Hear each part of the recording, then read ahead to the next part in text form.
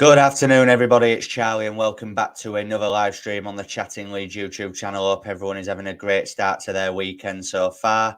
Just before we get into today's stream, guys, make sure that you are smashing a like on it. It really does help get it out there to more people. Share it with your friends, your family, your neighbours, whoever. Let's get more eyes onto the Chatting Leeds channel. If you are brand new as well, make sure you are subscribing. It is free. It really helps me out. I want to hit 3,000 subscribers as soon as possible. So if you wouldn't mind doing that, that would be appreciated. There's always plenty of content on the channel now on a more consistent basis. Hit the notification bell so that you're always aware of when I'm going live and when I'm uploading videos as well. And of course, get all of your thoughts and opinions on everything that we discuss into the live chat below and in the comment section if you're watching after the live stream ends. There's a few of you in the building already. As I said, make sure that you're smashing that like button if you can, please. That would be very much appreciated. A few comments in the building already. Philip, how are we doing, pal? Feeling good about the win? Yep, definitely, pal. Very, very happy. Afternoon, Michael. Great win yesterday. Makes for a happy and relaxing weekend watching the other teams having now to scrap for a result. Yeah, exactly. You know, we'll be able to discuss that in a little bit more detail shortly. That is not a problem. Feeling really confident we are going up. Yeah, I feel like a lot of us are a little bit more optimistic now. I feel like last night is the sort of game that Leeds United would have lost in the past, you know, a big opportunity. And usually we don't take it. But obviously, over the moon that we managed to get all 3 points last night and get into the top two. I hope you do more of these live streams and watch ones going forward. Need to hear more from you as an excellent up and coming Leeds content creator. Cheers, pal. Comments like that really do mean a lot. You know, if you're enjoying the content, I will keep providing it for you. That, you know, that is no problem. And I do prefer doing live streams, and I would rather get that instant feedback and that instant engagement. So yeah, there'll be another watch along for the Peterborough, the Plymouth game in the FA Cup replay on Tuesday night as well. So yeah, there's plenty of content over the next few days, guys. So yeah, let's get into it then. There's 9 of you in the building. As I said, make sure you're liking, commenting, and subscribing. That'd be very much appreciated. So then, obviously, just, you know, the general feeling, you know, how are we all feeling after that? I know, obviously, the obvious emotion is that we're all happy. It just feels like a massive win. That it feels like not a turning point, because I feel like maybe New Year's Day was the start of a real good turning point. And, you know, it is common knowledge that usually, you know, when Farkas had Norwich in the Championship before, they always came good and put a good run together at this point of the season. And, you know, if you take the Plymouth Cup game at Ellen Road out of it, we've won 5 games in a row in the league, which is amazing. We've only conceded 2 goals as well. So, you know, I mean, is it 1 goal in the league? Sorry, but then there's the goal in the cup. So even if you count that cup game, then we've conceded 2 goals in 6 games since the turn of the year, and that is some feat in the Championship. So absolutely over the moon. I'm delighted for the players, delighted for Daniel Farke, you know, because after the transfer window closing, obviously on Thursday night, if we would have lost that game last night, then the whole fan base would have been in meltdown, saying we should have signed this, we should have signed that. But at the end of the day, that's done now. The transfer window's done. No matter what happens from now till the end of the season, the transfer window's done. We can't go back in time and change it. We've brought in Connor Roberts, a good acquisition, and someone who I think can definitely do a good job for us moving forward. But yeah, in terms of the squad, it'll be a massive confidence booster for them as well. You know, to go to Bristol City, not the easiest of away grounds to go to. And we've managed to get all 3 points. I thought Bristol City were awful last night. I was saying on the watch along that, you know, they were so poor on the ball, and every time we pressed them, we more or less won the ball back off them. Obviously, there's that great chance from Somerville that he squandered, unfortunately. But, you know, the chances were there. It should have been more than 1-0. Let's all be honest, and we can get onto the slight negatives of the game in just a bit. But overall, guys, the emotion this morning is happy, relaxed, chilled. and quite intrigued actually to see what goes on in the Southampton-Rotherham game and in the Ipswich-Preston game as well. I'll be keeping a very firm eye on both those games, don't you worry. So yeah, just thought I'd get everyone's just thoughts on how you're all feeling at the minute. We'll be first or second, hopefully. I don't think we'll be first, but I will definitely take second. Michael's asking, am I going to be doing any collaborations with Just Joe going forward? Great to hear your input on his podcast. And Joe's great at trying to help elevate new. Yeah, I mean, Joe's asked me quite a few times recently to be on his streams, but it just so happens that I've always been busy. I was on it. I was on the final word, I believe, after the Cardiff win. That was the last and the only time that I've featured on the final word. But again, whenever he seems to be asking me at the minute, I am busy. Like he asked me to come on it tonight, actually, but I've got plans. I've got people coming around to my house tonight and things like that. And through the week's difficult because I work full time as well, and I'm a driver basically for work. I'm out and about in a van all day. I need to be alert. I can't be up all night doing content, unfortunately. So the end goal is for me to obviously be able to do this full time like he can, and I'm really envious of him for being able to do that. But this is why I keep saying, guys, hit the subscribe button, hit the like button, comment, get all the engagement in. It really helps me out and it gets me closer to that end goal that I really want. But yeah, hopefully, I have said to Joe that I'm going to let him know when I'm next free and see if he needs me, and we're just going to work it like that. But he's a amazing content creator. He's amazing at what he does, but I'm also trying to elevate myself as well, and hopefully you guys can help me do that. So yeah, enough of that waffle. Let's talk about the game, mate. Afternoon, Jay. How we doing, mate? Didn't see you for the watch along last night, Jay. Where were you? Leeds are 4 points better off. I think it's 5 actually, Michael. I've seen that on Twitter this morning. It's 5 points. We're on 55 points at this point in the promotion season under Bielsa, and we're now on 60 points from 30 games. That's an average of 2 points per game. It's in any other season, Leeds would be either top or would be comfortably in the top 2 at the very least. But this season's just been a madness. Come on, Southampton and Ipswich, have a stinker today, please. Yeah, hopefully. I mean, Southampton have got Rotherham, who are bottom of the league. Can't see Southampton losing there, to be honest. But stranger things have happened. Even if they could just hold them to a draw, that'd be very nice. Ipswich, Preston. Preston could do us a favour, maybe, Had a little bit of a feisty game with them a few weeks back, but I think we'd all love them if they helped us out today. I love Leeds. Hi, how you doing, pal? Bristol City have knocked West Ham out of the FA Cup at home recently and have held Nottingham Forest at home in the FA Cup and a tough away draw at Coventry on Tuesday. Leeds got Bristol at the right time. Yeah, we did. But I still think we should have had enough to beat them, in all honesty.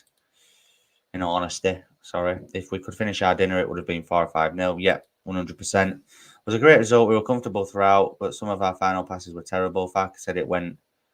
Need to be more efficient in front of goal. Yeah, exactly, mate. Exactly. So, yeah, let's just speak about Southampton and Ipswich then. So, obviously, as I just said, Southampton travel to Rotherham today.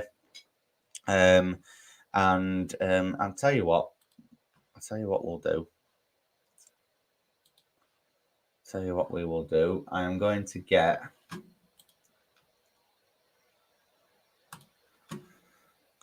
Southampton's fixtures up. Let's get Southampton's fixtures up there. It'll be interesting just to see what their sort of running is like next. So let's get... Right, so I'm just going to share my screen now.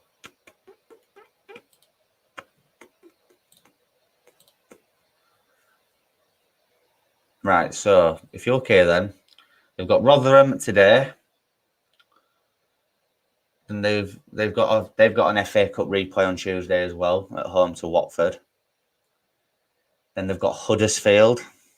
So you'd say the next 2 league games are winnable for them, definitely. Then they travel to Bristol City on the night that we travel to Swansea. So that could be But if Bristol City play like they did against us last night, then that should be an easy night for Southampton. This is where it starts to get a little bit thingy for them, though. So they've got West Brom away, then Hull, who, have made a few good signings in the January window. Millwall's always kind of a tough, feisty affair. Birmingham could be a different proposition under Tony Mowbray. Preston at home, Sunderland at home, Leicester away. So it's like pretty much from here, from the West Brom game onwards, they've got a few tough fixtures. They've got Leicester away, Middlesbrough at home, and Ipswich away. 3 games in a row there where Leeds United could be looking to, pounce. And then obviously they finished the season, Blackburn, Coventry, Watford, Cardiff, Stoke, and then of course the big fixture against us on the final day. Will that prove to be a decider? Hopefully not. But yeah, even if you take the Birmingham game out of it, apart from that Birmingham game, they've got some tough fixtures coming up of Southampton. They'll probably win these 2, I must admit, unless Rotherham can do us a favour and the dog botherers can help us out. Fair enough. But then if you look at... In fact, if you look at Ipswich's fixtures, let's have a look at Ipswich.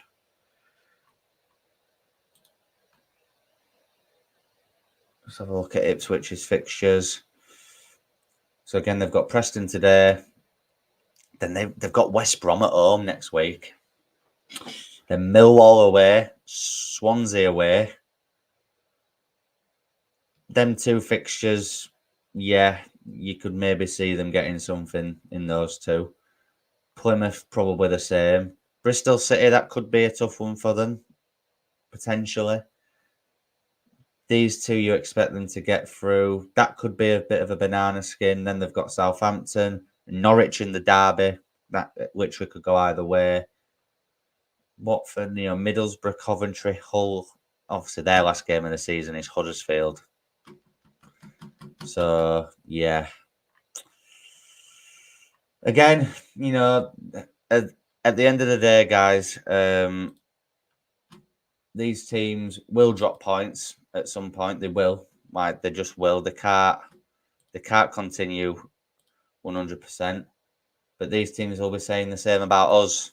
And, are Leeds going to lose a game from now till the end of the season? Probably. But if we could just get a bit of a gap in the top 2 eventually, then, that wouldn't matter. But let's get into some more of your comments then. Philip saying, really think we should have had 2 penalties. Yeah, I do as well, mate. Well, I say 2 penalties. 1 penalty, definitely. 1 penalty, definitely. Southampton will have to play West Brom, Ipswich, Leicester and Leeds away in a tough home fixture on Coventry. Yeah, exactly. They have got some tough fixtures coming up of Southampton. Jay's saying he fancies Stoke to draw with Leicester, but sadly can't see Southampton or Ipswich dropping any points today. I hope I'm wrong. Yeah, I'm the same, mate. I can't either, but I hope I'm wrong. Foul on Rutter from their keeper. Yeah, I don't think the keeper actually fouled Rutter, but the second one on Rutter is a definite penalty. The officiating in this division is shocking. Jesse, I think Ipswich will struggle against Preston. Yeah, hopefully, mate. Hopefully. Goal difference might come into play. Leeds are on plus 26, Southampton plus 21 with 2 matches in hand. The next 2 matches are Rotherham away and Huddersfield at home, where they could rack up their goal tally. Yeah, they could do. But, stranger things have happened. I love Leeds is saying Ipswich will fall. I think they've already started to fall, mate, but hopefully it continues. Honestly, I think the only team that's going to drop points this weekend is Ipswich. Okay, that's fair enough. Jay's saying to Philip, hopefully Preston are one of those funny teams. Yeah, exactly. They are a bit of a banana skin, aren't they, Preston? They either turn up or they don't. There's no in between with them. Apple Watch is just vibrating there. But yeah, they either turn up or they don't. They're just one of them teams, aren't they? Preston. Right then, let's get on to something that I've been looking forward to speaking about then. Willie Nonto's redemption arc. Been a tough old season for Willie. obviously, the start of the season was horrific for him. Having to go through what he went through. Again, a lot of it was his own doing, but he was very ill-advised by his representatives at the time. Telling him that he should refuse to play in order to push a move through to Everton. I bet he's glad he didn't make that move. I'm tired this morning. It was a late night last night, but like I say, I would usually do the last say on an evening, like a little bit later. But like I said, I have plans tonight, so I thought I'd jump on and do it now. So excuse the yawns, guys. It was a long night last night. So, as I was saying about Willie, and as Philip's saying, we all love Willie again. Pardon the pun. But yeah, look, turbulent start to the season for him. Refusing to play for the club, training alone, kind of put to the side by Daniel Farke. Then obviously came back to Daniel Farke with the tail between his legs, apologised to him and the team, which I think was important to do at the time, because it was a lot of unnecessary distraction. He's come back into the fold, not exactly had the greatest of times, The form of Dan James and Crescencio Somerville has obviously kept him out.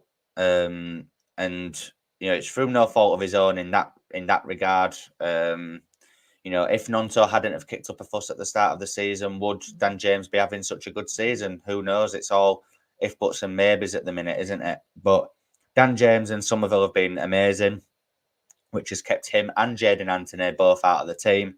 They've come in to start games the odd time, but they've both not looked as good as what they are capable of. And then obviously last night, Nonto thrown into the team while Dan James is out injured in a big game for the club, to get us into the top two. And he not only provides the winning goal, good goal as well, very good finish, but the performance that he put in showed that, I'm just going to say it, that he gave a shit, basically, because he did. And, to say he's a short guy, he's quite stocky, he was getting his body in the way, was putting in tackles, he was tracking back to help out Archie Gray and then Sam Byram when Byram came on. Even when him and Somerville switched wings in the second half, I thought he was still having a good impact. Probably a little bit better cutting in on his right foot on that left-hand side. And was just generally a pest to that Bristol City backline, which is, again, what you expect from him. I thought his performance against Plymouth in the Cup last week was poor, and I did question his incentive. I question his desire to play for the club. He was going down too easily. He wasn't helping out the defence. Oh, really, I'm sorry, guys. So tired from last night, but he wasn't getting back to track the opposition, wasn't getting back to help Jamie Shack, who was playing at right back last week. But last night, I saw a real good, mature, professional performance from him. Quality finish for the winning goal. It could have been more. I thought his passing was good. His link-up play was good with the other attackers and the midfield. So, yeah. And, he got, I think he got player of the match from Sky and well-deserved. I thought he was the best Leeds player on the pitch last night. And you saw that when he scored, the passion in the celebration, really getting involved with the away support. You could see that it was a big relief off his shoulders and, that he was absolutely buzzing. And, it just shows you that Patrick Bamford and Junior Firpo seem like they're getting back to their best. And so is Willie Nonto. And it's amazing to see. It really, really is. Mark was saying, even though Nonto did well last night, if James is back and fit, I would have him ahead of Nonto. James has already got 10 goals this season, his best goal scoring return, plus numerous assists. Yeah, and I can't lie to you, Michael. When James is fit, that is probably what will happen. But last night showed me that Willie Nonto is committed to the cause. Even if it's till the end of the season, he is committed to Leeds United for the foreseeable. And that's all I care about. Jay, I've always loved Nonto and never said a bad word about him. Yeah. Listen, Jay, I remember being at Ellen Road on that Friday night against West Bromwich Albion. I think it was the third game of the season. And that was the night that he had handed in the transfer request just before kickoff. And the South Stand that night, let me tell you, was one of the most toxic I've ever known it. The chants that they were singing to him, the names I was hearing him being called, I genuinely thought that there was no way back for him. But again, this is a massive example of why football fans are fickle. Because, yeah, there'll be the odd person out there that'll still be going on about the summer, but it's in the past now. He's owned up to his mistakes, he's held his hands up, he's apologised, and he seems to be getting on with it. So we kind of just have to forgive and forget now. It was very ill advised. You know, he's a young lad. But yeah, I really didn't think there was any way back for him that night. But it just shows you that there's always a way back if you get your head down. Couldn't understand what Bielsa saw in James and why he kept pursuing him after the move from Swansea fell through and he went to Man United. But you can definitely see that, mate. Yeah, he's been really good. It was great to see the team spirit after the game. Showed a real togetherness. They're all working hard together, and it's clear they all have the same focus and goal. Great to see. Yeah, exactly. It's a complete chalk and cheese in it, Jay, from last season. I think there was clearly no togetherness in that squad last season when we were relegated. But this season, everyone's unified. Everyone's got the same objective, same goal in mind. And you can really tell it out on the pitch and off the pitch as well. And it was so good to see Willie Nonto proper celebrating like a crazy man. Yeah, exactly, it was. Nonto, Anthony, Bamford and Gruever, the type of players that need a run of games under their belts where you can see. Yeah, exactly. I think every player's like that, though, isn't there? I think once a player gets a consistent run of games, you would like to think that their form improves naturally with that. And if Nonto has changed his agent, then fair enough, because the one that he had in the summer was an absolute idiot. I just wanted to touch upon the defensive displays, not just last night, but of late. I feel like it's weird because obviously Ethan Ampadu has played the majority of this season in the double pivot alongside Glenn Kamara or Archie Gray at the start of the season. But I feel like since Ampadu's gone into centre half, and this is nothing against Pascal Strike, but since Ampadu has gone to centre back, I think we've looked better at the back. I don't know why. I don't know if it's more unity between Ampadu and Rodon, you know, Welsh internationals, all that jazz. I don't know. Or if it's just coincidence that we've just managed to put a good defensive display on recently. I think Joe Rodon is an absolute brick wall. I've fallen head over heels in love with Joe Rodon. I said I wouldn't do it after Ben White with a lone player, but I've done it. I've done it with Joe Rodon. And yeah, well, I think it picked it up on Sky as well when he was going like that. He was doing the Leeds salute. I just love the man. I love him so much. But not just for his character, but as a player, he's just reads the game so well, gets his head on everything, blocks everything. Very very rarely puts a foot wrong. Ethan Ampadu, I think, has come on leaps and bounds since going to centre back. He was having a good season anyway, but I think I rate him even more now, just showing that wherever you put him, he can do a good job. But it also begs the question now, doesn't it, that if Strauch does become fit soon and Farker decides to put him back in, you know, because he's a left-sided centre-back, I don't think he drops Ampadu. You know, he's played every game this season. So he either drops Kamara or Gruev. So that is a very interesting headache for him, isn't it? Because I rate Glenn Kamara so highly. I think Glenn Kamara is one of the most underrated players in our team this season.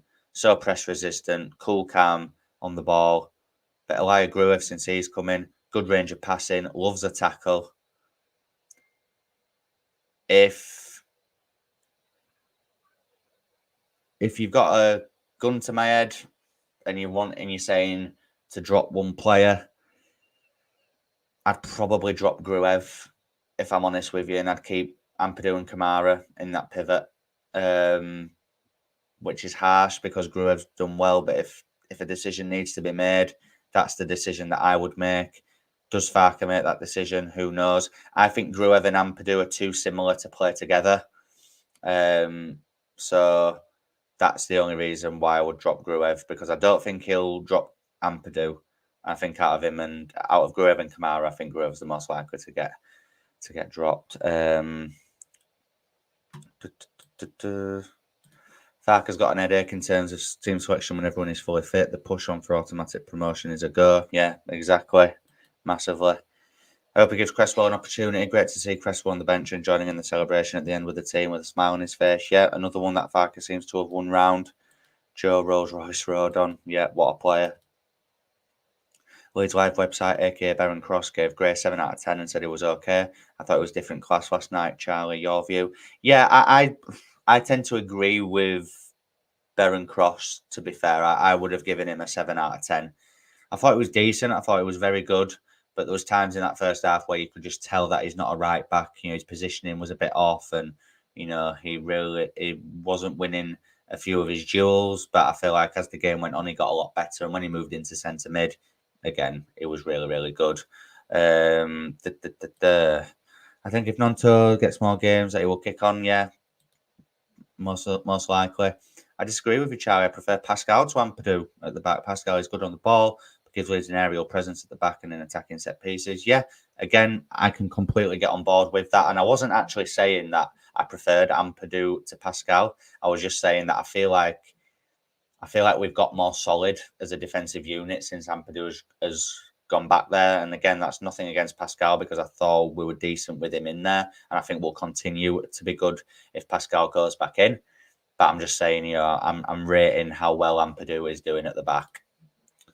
There are some tricky choices. Strike Ampadu, Gruev, yeah, exactly. They're the headaches that Farke will have. So yeah, it'll be interesting to see what he does there. What's Jay saying here? Don't forget to hit the like and subscribe. Spread the word about Charlie. Let's get Charlie to 3K before the end of the season for a joint 3K promotion party. Yeah, I mean, I couldn't have said it any better than that, really. Please share the live, share the channel with whoever you know. Please get me onto 3K as soon as possible. That is my next goal. I am loving it being back doing content on a more consistent basis. I feel like I've finally got into a routine. It was hard since I've got back from my holiday last year. It's been hard to get into a bit of a routine with it. And maybe that's why I've seen a little bit of a dip in views and subscribers and such. And obviously then I got the dog, which threw a spanner in the works as well. But we're finally getting into a routine with him, with work, with everything, which means that I can get content to you on a more consistent basis. So hit the notification bell so that you're aware of when I'm uploading and going live. Please like the video, like every video that I put out there, and get your comments in, and subscribe, obviously, if you are brand new. So then, the FG, I think Ampadu plays regardless. Yeah, exactly. So either Gruev or Strike miss out. Coin toss between Gray and Kamara. Interested in it. Farke has learned not to make wholesale changes to the team as he did at Stoke, where the team lost. Yeah, exactly. That Stoke game was an absolute madness. He made too many changes that night for sure. Right, let's just speak about the slight negatives of the game. Then it's only two things that I want to touch upon. I feel like it's obvious anyway. But the first thing I want to touch upon is just the clinical edge in the final third. A few of us have said it on Twitter, on content like this, that game should have been 3 or 4-0 at the very least. The Somerville opportunity when he's one-on-one, when he presses and he nicks the ball, it should bury that, let's be real here. He should absolutely bury it. Obviously, it's the right idea, trying to loop it over the keeper, but I'd have just took it round him if I were him. Then there's the Rutter penalty, which was a definite penalty. There was the Rutter one where Bamford kind of plays it in the box. It ricochets off a defender. All Rutter has to do is slide it home, and he kicks it straight at the goalkeeper. There's a Somerville chance in the second half. I think there's a few Somerville chances in the second half, where if Leeds had just been able to finish our dinner, like Jay said earlier, Leeds would have definitely won that game 3 or 4-0. But in a way, if we were cruising at half time, would we have seen Complacency FC strike once again? Potentially. So, I'm glad we came out and got that early goal through Nonto. It was like the 47th minute. Came out second half, all guns blazing. I would have liked to have pushed for a second, but I felt like we controlled the game so well in possession and out of possession. So, yeah. And the other thing that I want to touch upon is Junior Firpo. Thought it was okay going forward and didn't have a terrible game, but his defensive work needs to vastly improve. That free kick he gave away right on the edge of the box on half time. There was times where he was getting beaten a little bit too easily, where his positioning just looked off and we were allowing them a bit of space on that side. So, yeah, they're the things that I think definitely need to be worked upon. The clinicalness, I think on another day, Leeds would have won that game 3 or 4, maybe even 5-0. But it was just one of them nights. But we got the job done. We grinded it out. And the 3 points is the main thing. And yeah, let's just get into a few more of your comments.